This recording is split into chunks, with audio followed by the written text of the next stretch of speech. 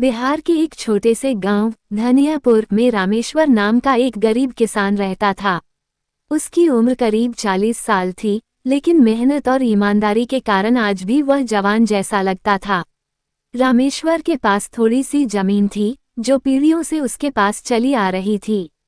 वो खेती करके अपने परिवार का पालन करता था, पत्नी गीता, बेटा सोहन और बेटी सीमा।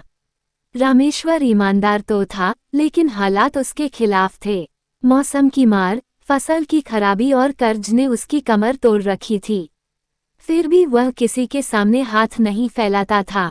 वह कहता, भगवान ने हाथ दिया है तो मेहनत करनी चाहिए, मानकर खाना इंसान को नीचा कर देता है। गांव में एक लालची जमींदार भी था, विक्रम सिंह।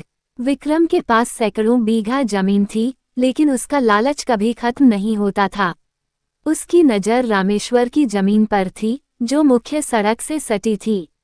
विक्रम जानता था कि आने वाले समय में उस सड़क पर बड़ी मंडी बनने वाली है, जिससे जमीन की कीमत कई गुना बढ़ जाएगी। एक दिन विक्रम ने रामेश्वर को बुलाया और कहा, रामेश्वर, तुम अपनी जमीन मुझे बेच दो, मैं तुम्हें दोगुना दाम दूंगा, तुम्हारा फायदा ही होगा। रामेश्वर ने नम्रता से जवाब दिया, जमींदार साहब, ये जमीन मेरे बाप दादा की निशानी है, इसे बेचकर मैं कैसे जिंदा रहूंगा। विक्रम ने गुस्से में कहा, फिर मत कहना कि मैंने मौका नहीं दिया था, वक्त बदलते देर नहीं लगती। उसी साल बारिश बहुत कम हुई। रामेश्वर की फसल सूख गई। घर में अनाज की तंगी हो गई। बेटी सीमा की शादी भी तय हो चुकी थी, लेकिन पैसे नहीं थे। रामेश्वर को मजबूर होकर साहूकार से ब्याज पर पैसा लेना पड़ा। गांव के कुछ लोग उसे जमींदार से जमीन बेच देने की सलाह देने लगे, लेकिन रामेश्वर डटा रहा। मैं भूखा रह लूंगा पर अपनी जमीन नहीं बेचूंगा, ये जमीन मेरे कर्म का फल है। विक्रम सिंह ने एक चाल चली। उसने पटवारी से मिलकर फर्जी दस्तावेज बनवा लिए और रामेश्वर की जमीन अपने नाम करवा दी। जब रामेश्वर खेत में हल चला रहा था, तभी पुलिस और जमींदार के आदमी आए और उसे जमीन से भगा दिया। रामेश्वर रोते हुए थाने गया, मगर वहां उसकी कोई सुनवाई नहीं हुई। गांव के लोग सब समझते थे, पर जमींदार के डर से कोई रामेश्वर का साथ नहीं दे रहा था। रामेश्वर की हालत इतनी खराब हो गई कि उसे मजदूरी करनी पड़ी। बेटा सोहन शहर चला गया काम की तलाश में और बेटी की शादी टल गई। समय बीतता गया। 10 साल बाद गांव में बड़ा बदलाव आया। सड़क चौड़ी हो गई थी, मंडी बन गई थी और विक्रम सिंह की जमीन पर शॉपिंग कॉम्प्लेक्स बनने लगे थे। उधर रामेश्वर अब भी गांव में एक छोटे से घर में गीता के साथ रह रहा था। मगर एक दिन किस्मत ने करवट ली। सोहन जो शहर गया था, उसने वहां कड़ी मेहनत की। पहले वह एक ढाबे में काम करता था और फिर एक ट्रांसपोर्ट कंपनी में पार्टनर। 10 साल की मेहनत के बाद वह एक सफल व्यापारी बन गया। सोहन गांव लौटा तो सब हैरान रह गए। अब वह साथ में मैनेजर लेके घूमता। उसने गांव के स्कूल, अस्पताल और मंदिर की मरम्मत करवाई। सबको काम देने लगा। फिर उसने अपनी माँ बाप को शहर ले जाकर अच्छा घर दिलवाया।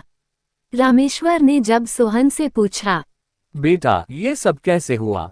सोहन ने कहा, बाबा, आपके सिखाए ईमानदारी और मेहनत ने ही मुझे ये सब दिया। आपने जो कर्म किया, उसका फल मुझे मिला है। उधर जमींदार विक्रम सिंह की कहानी अब उल्टी चल रही थी। उसने भ्रष्ट तरीकों से जो पैसा कमाया था, वो सब अपने बेटे की जुए और नशे की आदत में खो दिया। पटवारी पर भ्रष्टाचार का केस चला और रामेश्वर की जमीन के दस्तावेज फर्जी साबित हुए। कोर्ट ने आदेश दिया कि वो जमीन फिर से रामेश्वर के नाम की जाए, मगर रामेश्वर ने अब उस जमीन को गांव के स्कूल को दान कर दिया। विक्रम सिंह के बेटे का एक्सीडेंट में निधन हो गया और खुद विक्रम बीमार रहने लगा। उसकी करोड़ों की संपत्ति बेकार हो गई और वह एक कोने में तड़पता रह गया। गांव वाले अब रामेश्वर को सम्मान से बाबा जी कहकर बुलाने लगे। उसके संयम, ईमानदारी और मेहनत की सब मिसाल देते। एक दिन गांव की पंचायत में रामेश्वर ने कहा, संसार में कर्म सबसे बड़ा धर्म है। अगर आज हम दुख सहकर भी सही राह पर चलेंगे तो कल उसका मीठा फल जरूर मिलेगा। झूठ, लालच और बेईमानी का फल हमेशा कड़वा होता है। रामेश्वर के बेटे सोहन ने जब गांव लौटकर विकास कार्य शुरू किए, तो गांव के युवा उसमें जुड़ने लगे। पहले जिन लोगों ने रामेश्वर का मजाक उड़ाया था, अब वे खुद सोहन से मार्गदर्शन लेने लगे। सोहन ने पंचायत भवन के पास एक कौशल विकास केंद्र खोला, जहां सिलाई, कढ़ाई, कंप्यूटर और मोबाइल रिपेयरिंग जैसे कोर्स मुफ्त में सिखाए जाने लगे। गांव की लड़कियां अब आत्मनिर्भर बनने लगी थीं। बूढ़े रामेश्वर चुपचाप एक पेड़ के नीचे बैठकर बच्चों को कहानियां सुनाते थे, कभी पंचतंत्र की, कभी अपने जीवन की। बच्चे उन्हें बाबा कहकर घेर लेते थे। एक दिन एक बच्चा पूछ बैठा, बाबा, जब जमींदार ने आपकी जमीन छीन ली थी तो आपने बदला क्यों नहीं लिया? रामेश्वर मुस्कुराए और बोले, बेटा, बदले में केवल आग लगती है, पर क्षमा में पानी होता है जो दुख और द्वेष को ठंडा कर देता है। अगर मैंने बदला लिया होता तो शायद आज तुम सब मुझे ऐसे न सुन रहे होते। विक्रम सिंह अब पूरी तरह टूट चुका था। उसके पास सब कुछ था, जमीन, पैसा, बंगला, लेकिन अब कोई साथ देने वाला नहीं था। उसका परिवार उजड़ गया था। वह अकेला अपने कोठी के एक कोने में पड़ा था। रामेश्वर को जब ये बात पता चली तो वह सोहन के मना करने के बावजूद विक्रम सिंह से मिलने चला गया। विक्रम सिंह को देखते हुए रामेश्वर बोला, कैसे हो मेरे भाई? ये सुनते ही विक्रम सिंह की आंखें नम हो गई। उसने कांपती आवाज में कहा, रामेश्वर, मुझे माफ कर दो। मैंने तुम्हारे साथ बहुत अन्याय किया, लेकिन अब मैं चैन से मरना चाहता हूँ। रामेश्वर ने कहा, मैंने तुम्हें उसी दिन माफ कर दिया था जिस दिन तुमने मेरी जमीन छीनी थी। मैं जानता था जो बीज तुमने बोए हैं उसका फल तुम्हें मिलेगा। मैंने सिर्फ अपने कर्म को नहीं छोड़ा। विक्रम सिंह ने उसी रात अंतिम सांस ली।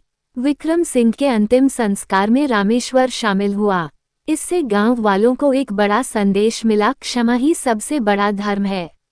सोहन ने गांव के नौजवानों को एकत्र किया और कहा, जो बुराई कल थी वह आज हमारे सामने है, लेकिन हम उसमें खोए नहीं, उससे सीखें। गांव को आगे ले जाना हमारा काम है, पिछली गलतियों को सुधारना हमारा धर्म। गांव में अब युवा खेती में भी नई तकनीक अपनाने लगे थे। ड्रिप इरिगेशन, जैविक खाद और मंडी तक सीधा व्यापार की शुरुआत हुई। रामेश्वर के जीवन और सिद्धांत अब पाठ्यक्रम में जोड़े जाने की बात उठी। रामेश्वर की ईमानदारी, क्षमा और मेहनत की कहानी जिले तक पहुंची। जिला कलेक्टर ने उन्हें जीवन प्रेरणा पुरस्कार से सम्मानित किया। उन्हें मंच पर बुलाया गया और जब उन्होंने भाषण दिया तो वहां उपस्थित सैकड़ों लोगों की आंखें नम हो गईं। उन्होंने कहा, अगर आप सोचते हैं कि दुनिया बदल नहीं सकती तो पहले अपने भीतर देखिए।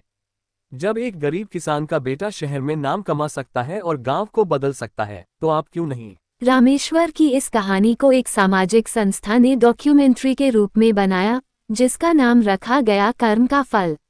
रामेश्वर एक दिन मंदिर के पास बैठा सूर्यास्त देख रहा था।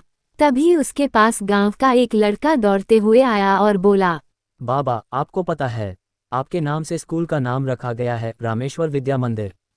रामेश्वर की आंखों में चमक थी, पर होठों पर शांति। वह बोला, अब मेरी जिंदगी सफल हो गई। कुछ महीनों बाद रामेश्वर ने भी चुपचाप इस संसार से विदा ली। उनके अंतिम संस्कार में सारा गांव उमड़ पड़ा। किसी ने कहा, उन्होंने हमें जीना सिखाया। उन्होंने बताया कि इंसानियत का धर्म क्या हो। अब धनियापुर गांव बिहार का एक मॉडल गांव बन चुका था। गांव में बिजली, पानी, सड़क, स्कूल, हॉस्पिटल सब कुछ था, लेकिन सबसे बड़ी बात थी लोगों की सोच में आया परिवर्तन। सोहन अब उस गांव के विकास अधिकारी के रूप में कार्यरत है और कहता है, मेरे पापा ने मुझे सिखाया कि अगर रास्ता अंधकार से भरा हो तब भी दीपक जलाना बंद मत करना, क्योंकि एक दिन सूरज जरूर उगेगा। सच्चाई, मेहनत और क्षमा, ये तीनों वो बीज हैं जो अगर सही समय पर बोए जाएं तो जिंदगी को हर हाल में फलदायी बना देते हैं।